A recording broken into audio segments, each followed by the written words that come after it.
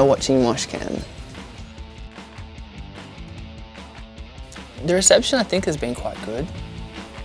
There's never any kind of guessing what people are going to think, which is a good thing. But all along the way, last year I put a couple of singles out which are on the record, and that were received really well, and I'm hoping that people enjoy the record as much as the singles.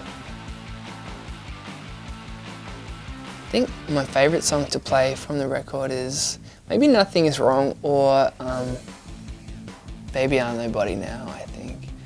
They're kind of easy to play, I think, is why I like it. There's something sort of straightforward about them, so it's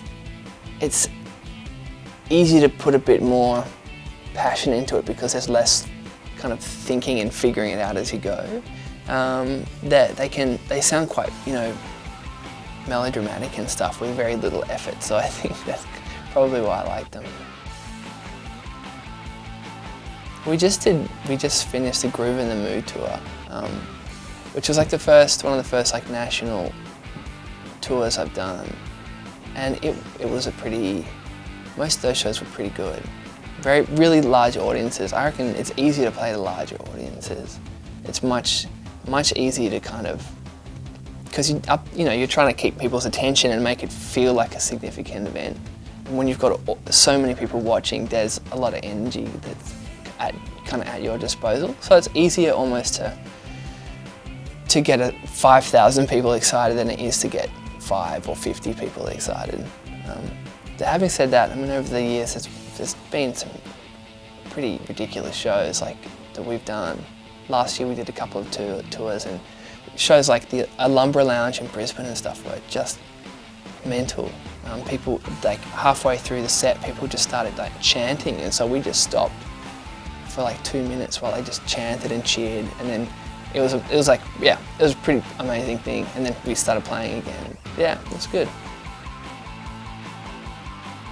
We oil up and we fight a little bit, and then we kiss a little bit, and then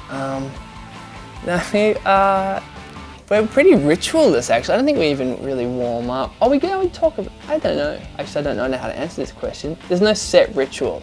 Yeah, set ritual is the beginning of meaninglessness, if you ask me. So, yeah. But I think we like to have a good chat, obviously, before the show, get us in the right frame of mind. Early on, when I started working on the record, I think the first song that I finished for the record was the single "Talk Too Much," and that took me a little bit of time because I was working out how I was going to do the record and sort of sound choices and stuff like that. So that took a lot of figuring, and then I finished it, and then the next day, after working on that for a few weeks, really, I wrote "Keep On Running" really quickly, and that was.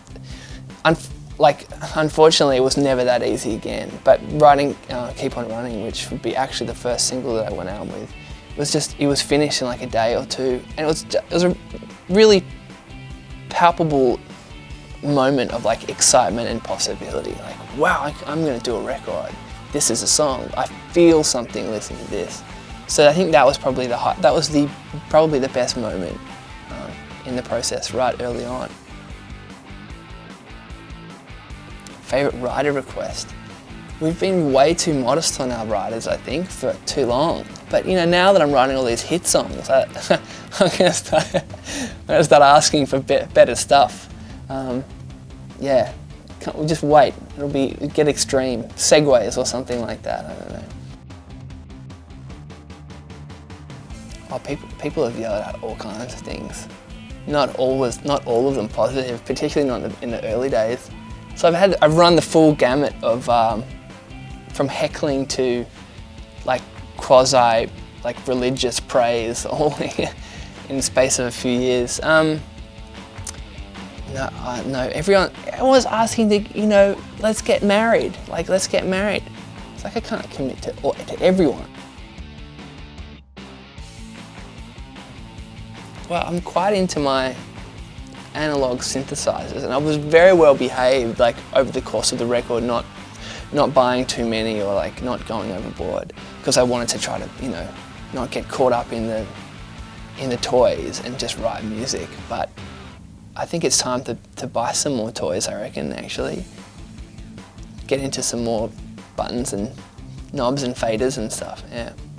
But I think I have a couple of synthesizers. I almost don't want to give it away, but some old Roland synthesizers that I really like, yeah.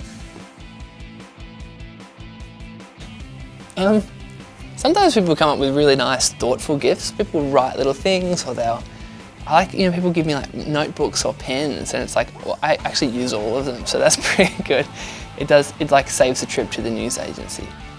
No, but actually it's very sweet. No, I'm waiting on some really weird things though. I don't know.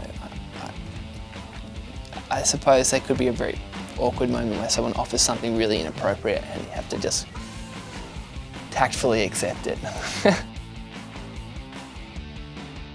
No, I mean, I guess people probably in the beginning thought I was a woman for a long time. But I'm only 50% woman, so it's not exactly a true woman. The video to Baby I'm Nobody Now, I really like that video. Videos, sometimes you don't know what the outcome's going to be until you've started editing it, and it's kind of pretty unknown for a long time. But even when we were shooting the video for Baby I'm Nobody Now, at the time I thought, oh, this is going to be really good. This is fun. This is really good. And over the course of like a day and a half, we shot so much stuff, and it all looked really good. I'm really happy with that one.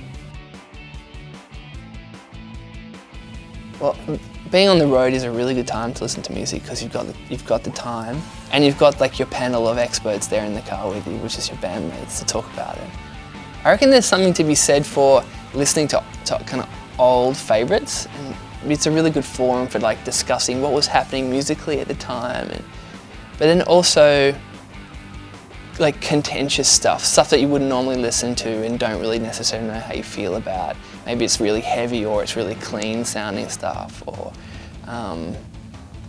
something that's not as obvious. I think it's such a good forum. But having said that, the late night drives, like when you're doing the late night drives from venue to venue, I don't think there's anything better to listen to than Beach House, because it's just like, it puts you on the road. You just have to stay awake, I guess, and not drift off into some like cosmic imagining while it's all laying out in front of you. Tons of beers. Unwinding after a show. I guess, it's really hard. It's a good question. I think if you're on the road, you kind of get in the car and there's sort of a ritual there, and you put the music on, and then you're like relieved that you got through it all and it all went well, or didn't go well, and you're just relieved to be out of there. But there's no like ritual, I would think. Just a deep breath and focus on the next thing. For more of this, subscribe here.